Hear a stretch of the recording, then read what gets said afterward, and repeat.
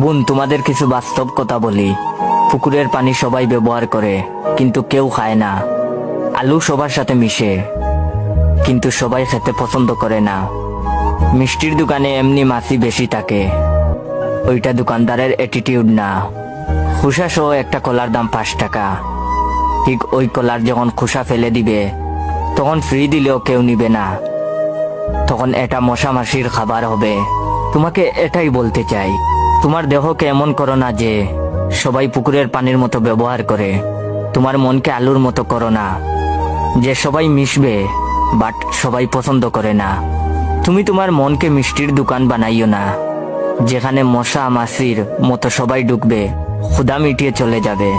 তুমি তোমার শরীরকে কলার মতো খুলে দিও না, মশা মাছির মতো সবাই ক্ষুধা মিটিয়ে চলে যাবে, কাউকে ফ্রি দিলেও নিবে না।